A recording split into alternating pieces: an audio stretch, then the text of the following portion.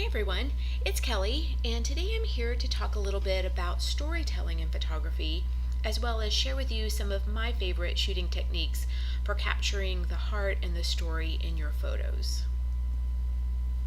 So, what exactly is storytelling in photography? Well, simply stated, it's about communicating an idea, a message, or an experience with a viewer through a photo or a series of photos. And as a lifestyle photographer and memory keeper, this is my primary goal, to capture my ordinary life in an artistic way and then tell the story of my life. So, as photographers, one of the best ways to add visual interest to the story that we're trying to communicate is to take a variety of shots from a variety of angles. In this way, it places the emphasis then on different aspects of the story. Then, when the individual images are put together in a photo essay, the contrast between the photos moves the story forward and at the same time adds interest to the overall story. So, just a quick preface here. This is not meant to be a comprehensive list or an in depth discussion about the rules of composition or anything like that. These are just some of my go to sort of tried and true techniques, perspectives that I have found that really help me capture the heart and magic of my own photos. Okay, so let's get started. And the first perspective I would like to share with you is this idea of shooting from the hip. So, shooting from the hip, in its most literal sense, is a technique where you hold your camera at hip level and then you take the shot without using the viewfinder. So, I kind of use it a little more liberally. Basically, what I do is use this technique to shoot at the same level as my subject, whether it's at my kitchen table or out in the backyard. And I would say this is my go-to way of shooting, kind of getting down closer to my subjects or, standing at the same level of my subjects. It's kind of become the way I see things, and I think it's also a defining aspect of my own personal style. Okay, so what I love about shooting this way is that I feel like it places the emphasis on the action that is taking place. And then the viewer is no longer just a casual observer, but rather it places them right there with me in the middle of whatever the action is. So let's take a look at a couple of examples here. In this first shot, I was cutting up some orange to put in a salad and just prepping dinner. I placed my camera about, maybe 2 feet away on the countertop, facing obviously towards me. And what I like about this perspective is that it's just a completely different view than if I had just, cut up all of the pieces and then stood back and picked up my camera and taken a shot. So now, with this perspective, obviously my hands are in it, so it, kind of adds even more of that feeling of being, right there standing next to me while I'm, working on my dinner. So I just think that adds a lot more visual interest to the overall, photo essay that I've created here. Okay, another shot, kind of the same idea of, crouching down to be on the same level as my subject. So in this shot, it's totally ordinary kind of thing. My husband's mowing the grass. I'm probably 5 or 10 feet away from him, and I positioned myself so that I'm shooting into the sun. So my subject is backlit here. And so, like I said, I was crouched in the yard, and with this backlight, what I get now is, as he's mowing and all of this, dust and grass and stuff is being kicked up by the mower, it allows, the light picks it up. And so it just creates this kind of, this atmosphere with all this stuff flying around. I think it's really sweet the way it catches the light.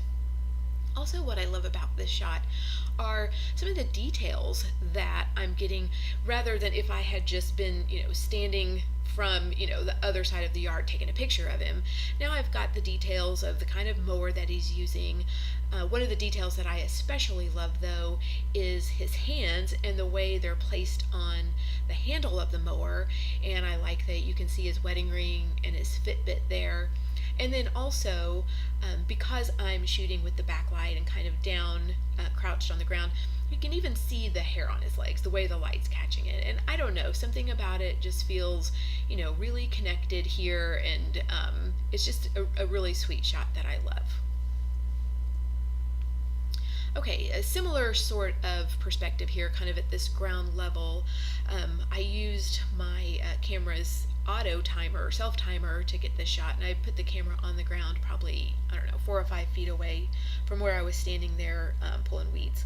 And so when the timer went off, it actually selected the focal point to be these weeds and these flowers sort of in the foreground, which blurs me in the background, which was totally fine for this activity that I was doing. And so even though I'm sort of partially blurred out, you can still see what I'm doing. And then also, because of the way the focus is on these plants and these weeds, it's almost as if you, the viewer, are seeing what I'm seeing. Versus if I had asked my husband to come over and said, "Hey babe, will you take a picture of me pulling weeds?" I wouldn't have got these details, and I wouldn't have seen, this perspective of the flower bed. So once again, by shooting kind of this ground level, or this the same level as the person doing the action, you're sort of invited into the frame with me. And just as an aside, there is an open invitation to anyone who ever wants to come and help me pull weeds. So, moving on. The next perspective I would like to talk about is leading lines. And leading lines are one of the most powerful tools that a photographer has to really draw a viewer into the story of a photo. They can be curved or straight, but what they do is they add a lot of dimension into a photo, a lot of depth, and I think they just work to create really strong, compelling images. So I've got a couple of examples to show you. This first example was a shot that I took coming to work one day, and obviously there's a really strong line from my vantage point, and then the 2 yellow lines, and then the white dash line that is pointing your eye directly to the tall building at the end of the street. Like, that's sort of the primary focal point of this shot. But I would also like to point out that there's a lot of strong vertical line here in this shot, and I think what it does is, as the eye is being pulled sort of down the street, it's also being pulled upward, especially with the building that has kind of that spire at the top. And then as you're looking up, it brings into focus a lot of other details in the scene, such as the signs on the buildings, and the street lights, and the fire hydrants, and the cars, and the car lights. It's just an overall interesting scene, and I think it's the lines that help draw the viewer into that scene. Okay, so next is a shot that I took when my husband was coming home from his evening run. I was out in the front yard. My dog rushed over to go see him. It was just the cutest thing. And so when I captured the shot, I was standing in the front yard, but I moved my position so that I could include like a big swath of that sidewalk, sort of as a leading line, like an arrow that points to where my husband and dog are. It's almost as if the sidewalk is saying, "Here, this is what I want you to see, this little moment." And then with the strong vertical line of the tree, it's almost like an X marks the spot. So once again, I think the lines in this image really tell the viewer what I want them to see. Okay, so in this last example, I'm using line as a way to draw the viewer in, but also I'm using line as a frame. So the main line, obviously, is that diagonal line, the bottom of the window. And, the eye's natural tendency is just to kind of run back and forth along that line. That's where my dog's paws are. So, there's a really strong connection there. But there are also the two vertical lines around the window. And then together, I think, with the strong diagonal line, it creates a frame. So it's not only the frame of the window, it's now the frame of my subject. Once again, creating a strong focal point, a compelling image of look here, and then it's kind of a way to engage the viewer to imagine, being in the dog's perspective. So just another way to think of using lines in your photographs. Okay, so this next perspective that I would like to talk about is the idea of shooting from the inside out. So just a little backstory here. I'm a total homebody. I spend a lot of time at home inside. I walk from room to room. I'm always looking out the window. Our home has a lot of big open windows, which I love. So, it's a big part of my day. And anytime you're doing a big kind of documentary, photo, essay kind of thing, something that's this big a part of my day, you would want to capture it. So, in the next couple of photos, I'll give you a couple examples of how I like to shoot from inside out. So this first shot is standing at the front door. As the photographer, I'm the one on the inside, and then the door is open, and so then it naturally invites the viewer to look outside. And it's a lovely day, lots of green from the tree, and then there's sort of the blurred kind of partially obscured view of my husband walking in. And I think having the door open and me on one side and my husband on the other, it kind of creates this connection or this tension between who's on the inside and who's on the outside, and what is the person doing, or why was the person outside, or why are they coming inside. It sort of leaves a lot of open-ended questions in the shot, and that is one way to sort of engage the viewer, is to create a little mystery, to have them fill in the blanks a little bit. So that's just one example of sort of the inside out. This next example, there's not a lot of mystery here. I mean, it's once again, I'm on the inside looking out at a very stormy, dark, rainy day. So there's no real mystery, but what there is here is a lot of drama and mood, because there's a lot of deep shadow where I'm standing inside. So it was actually a very dark and stormy day. So, mystery and mood are all great tools for, adding that extra little thing to engage the viewer. Okay, looking up is another great perspective when it comes to storytelling and photography. So probably like you, I spend a lot of my time looking forward, whether I'm working at the computer, I'm driving, I'm cooking, I'm reading, I'm watching television. This is where a lot of the action of our lives take place, and so it becomes sort of the frame of reference for most of our stories, I would say. But for me, something happens when I change my perspective and turn my camera upwards towards the sky.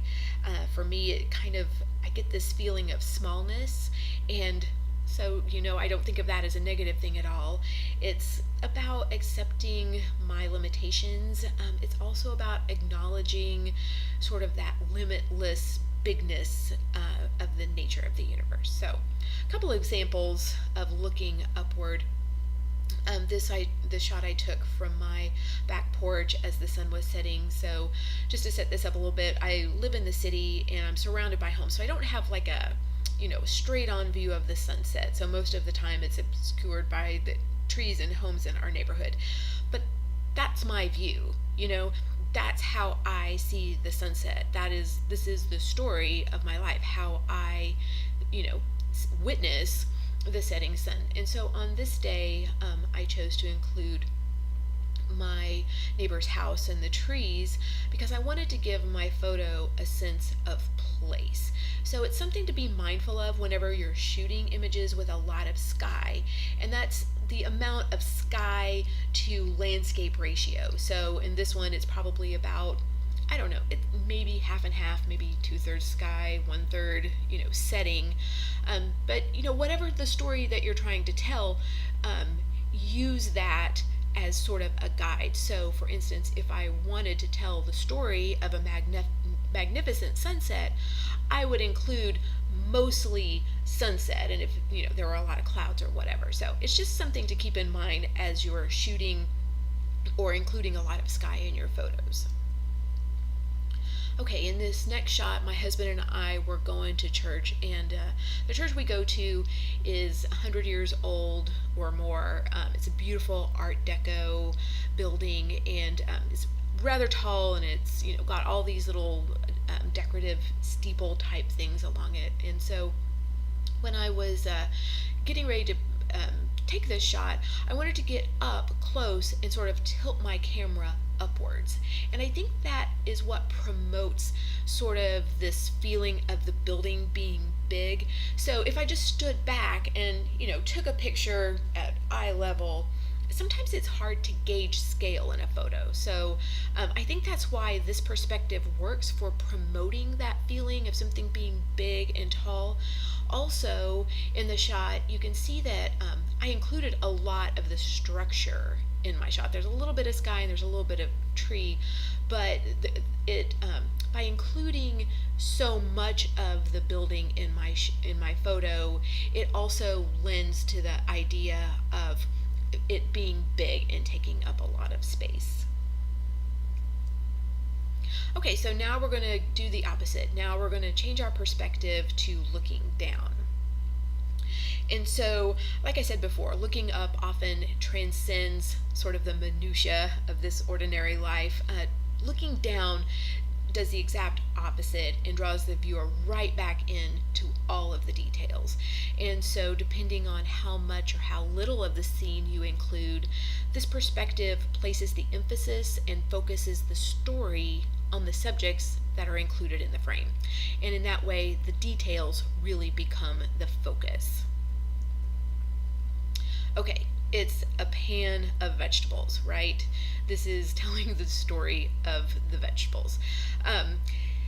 There are a lot of ways I could have shot this. If I had included a lot of the background of my kitchen, there would have been a lot of other details to see, whatever sort of curtains I have hanging up, or whatever kind of utensils I'm using, or any of those kinds of things. But by shooting it down and excluding all of the kind of background, what it does is it brings the attention solely here to this tray of vegetables, and then what you get is all of this amazing detail of these vegetables, the difference in color and shape and texture, and then also the detail of this very well-worn, very often used old ratty sheet pan. So there's a lot of story right here just in this simple tray of vegetables, and I really love these kinds of photos in context with other kinds of more pulled back shots or more bigger picture. In this shot, this is what I would call a flat lay. I mean, if you're on Instagram, you've probably seen these before. So it's a flat lay or a still life or a styled shot, whatever you want to call them. I think they're really fun. It's sort of another creative outlet for me and my photography. And so you might think at first that maybe a still life isn't really a storytelling kind of shot, but I think in this case you can tell the story that I'm presenting here. So when I'm creating these sort of arranged or styled shots, I like to arrange the elements within the frame so that they kind of have the viewer's eye move throughout the frame. And so by starting at the top, you have this large round shape. It takes up probably the most space in the frame. So, that's front and center. But then as you move down, with the cooling rack, notice how the shape of it's sort of like an arrow. And then the eye would then flow to the smaller plate where you would pause, notice maybe some of the details, notice that there was a bite out of the cookie. And then as you move up, kind of follow the shape of the spatula.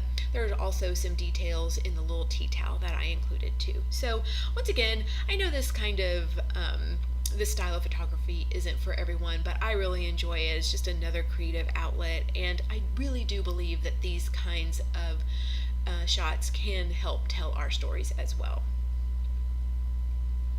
Okay, so this type of shot, it's also kind of the from where I stand hashtag on Instagram. I'm sure you've seen those as well. So you just really, if you look at this shot, there are four main parts to this image. There are my feet, there's the green grass, there's the colander, and then there's the lettuce growing. I mean, within the shot and these four, main elements, there's also still so much story here. There's a lot of detail here, from the color of toenail polish that I'm wearing to the detail of the texture in the grass versus that sort of big leafy nature of the lettuce. And then, with the colander placed in it, I mean, it's clearly what the story is. I'm here, I'm going to pick this lettuce, and I'm going to, wash it in my colander. It's just, it's such a simple shot, but yet, again, there's a lot of detail in here, and it's a great way to tell the story with just, such a simple shot. Okay, like I said before, there are so many ways to tell a story. There are so many ways to communicate a story in a photograph. And once again, this is by no means a comprehensive list. These are just some of my tried and true techniques for helping me to tell the story of my life. And my hope is really that this information might help you as you go about capturing your stories and documenting your life. And so I would just like to close here by saying thank you so much for joining me in this little video tutorial. If you have any questions at all, leave them in the comments. I'd be glad to answer any questions. And as always, thank you for letting me share the stories of my life with you.